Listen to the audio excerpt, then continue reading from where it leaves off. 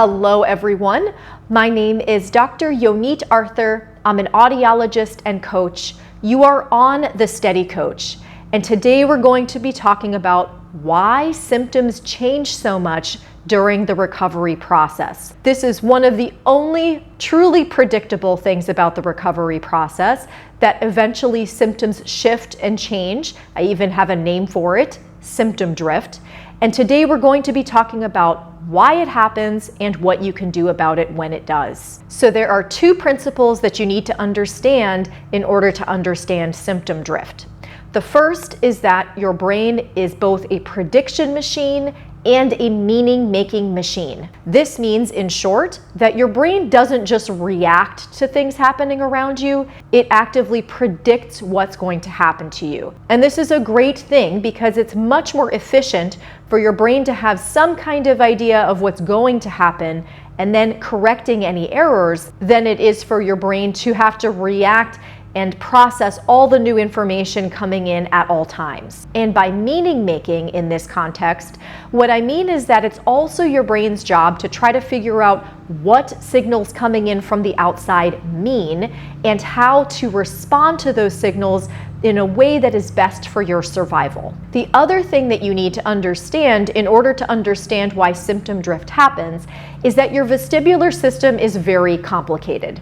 We've talked about this again a lot on this channel, but in short, your balance system doesn't just rely on one sensory system, it relies on three. Your brain needs to use information from your inner ears, your eyes, and your sense of touch in order to help you navigate the world, feel balanced, and be oriented. For that reason, when your brain makes mistakes with just one of these sensory systems or more, you can end up with hundreds of different options for symptoms. So before we start to apply these principles to understand why symptom drift happens, I want to give some examples of what symptom drift might look like. Frequently, people will start with 24/7 dizziness symptoms. And again, that does look different for each person. That may be something like rocking or swaying. It might be that anytime you move or turn your head, you feel dizzy. It may be that visual stimulation makes you dizzy, and really an infinite number of other possibilities, owing to principle number 2, that your balance system relies on 3 sensory systems, so you may have symptoms related to any of those systems. But what will often happen during recovery is that your symptoms will suddenly or gradually morph. So for example, you may start with the sensation that you're being pulled to one side, or you may have gravitational pull or trampoline walking, and then over time, you may start to develop visual symptoms that have nothing to do with the original symptoms that you had.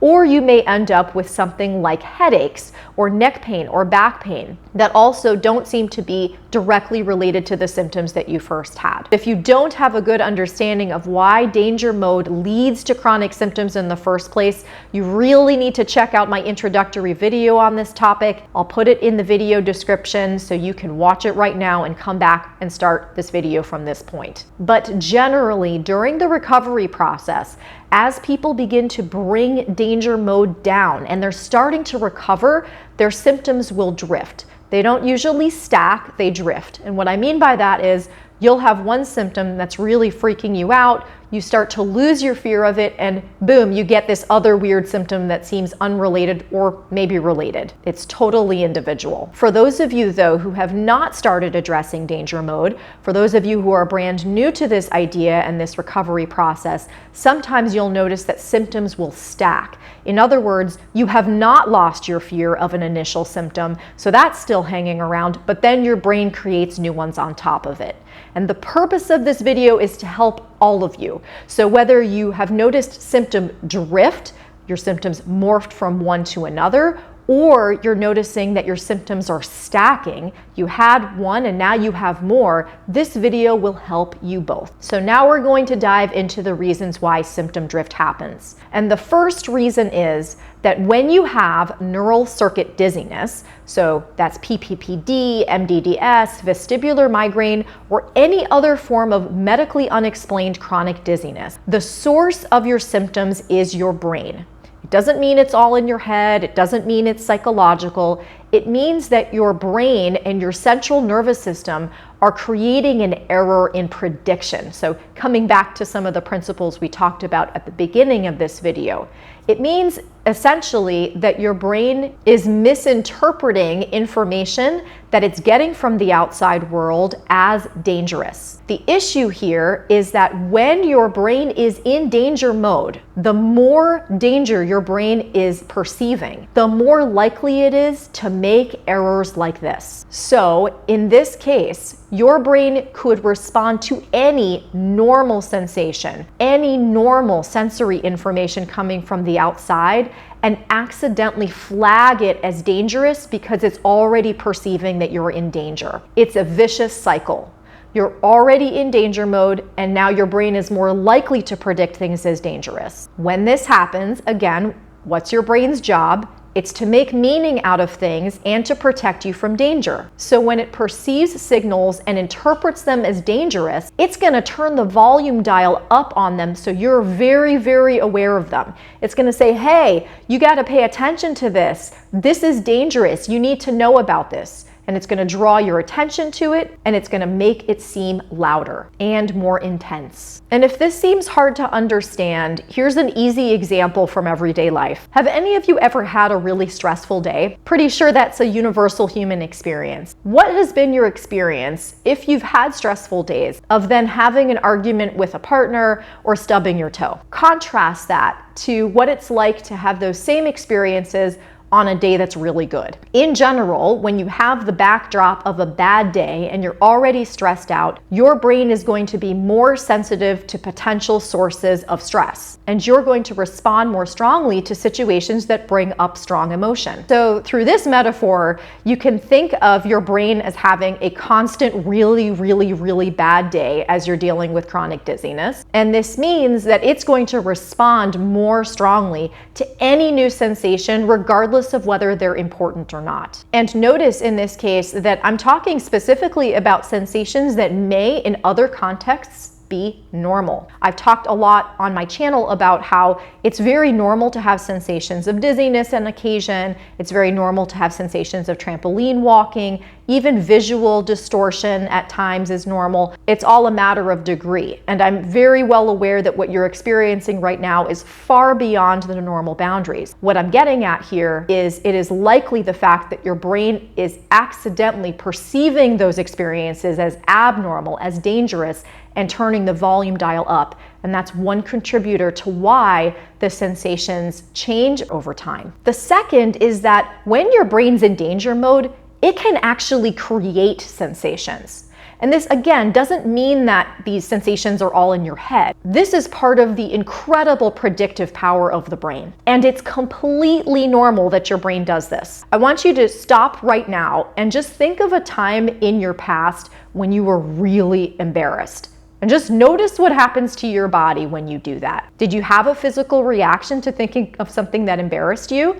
You might notice that your cheeks flush, you might notice your heart pounding, you might notice sinking in your stomach. You're not actually in that situation right now, that's in the past, but your brain is responding to remembering that situation by predicting the same body sensations that happened back then. So it's really not so far-fetched that your brain can reactivate, recall, or even synthesize new sensations just based on its perception of danger or your thoughts and feelings at any given time. It's also not far-fetched that when you're in danger mode, your brain can also make a big muddle out of sensory information and totally misinterpret it to mean something else. Think about a time when you were distracted and out of the corner of your eye, you saw something that totally wasn't there. Maybe you saw a cat, or you saw another person, or maybe you're a parent who's had young children in your life. Have you ever just imagined that one of them was yelling for you and it didn't really happen? Again, your brain creates perceptions all the time of things that aren't there. This is, again, a function of that predictive coding that your brain does.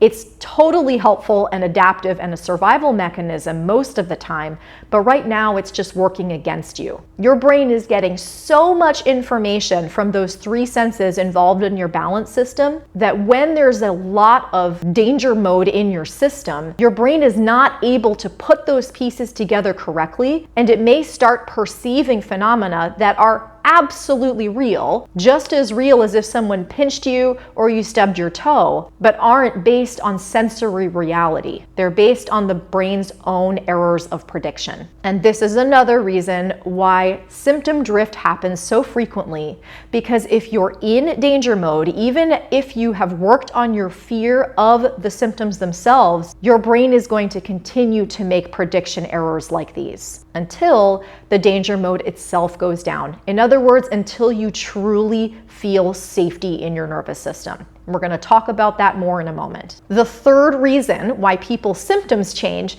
is that danger mode also causes physiologic dysfunction. Think about the last time you got really nervous about a test, or you were running to catch the bus because you were late. You'll notice, again, your hands get sweaty, your heart starts thumping, blood starts moving away from the periphery, from the outside of your body toward the core of your body to help power your heart and lungs so you can fight something or run away from something if you have to. This is that fight or flight response. So danger mode truly causes changes in the way that your body works. And if danger mode causes a change in just one of the senses involved in the balance system, because again, there are three, and your brain is already having a hard time putting the various pieces together, even if that dysfunction that you're having as the result of danger mode or fight or flight or adrenaline or anxiety, even if that's not permanent, even if it's not dangerous, your brain is first of all going to overreact or over-respond to the change because it's predicting danger and it thinks a lot of things are dangerous when they're not. But also, an alteration in just one of those three senses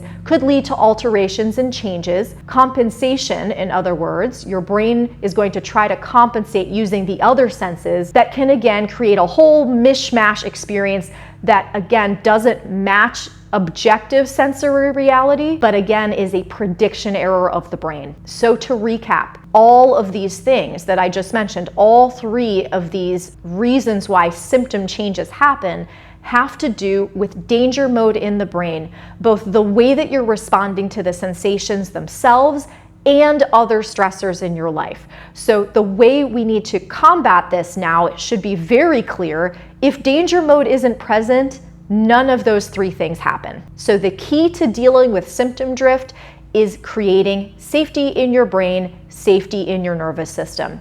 And that's what we're going to talk about now. So here's the strategy you're going to want to take for dealing with changing symptoms. You want to turn down any fear and avoidance behaviors, and you want to turn up any safety and connection behaviors. That's pretty much it. I'm going to expand on this to make it clearer, but if you understood what I said, you can turn the video off right now and go do it. So things that contribute to fear and avoidance. Googling or thinking obsessively about why your symptoms are changing. Retreating back from the activities that you were doing because of the new sensations. Withdrawing from friends and family because you're not feeling well. Feeling alone, like you're the only person going through this.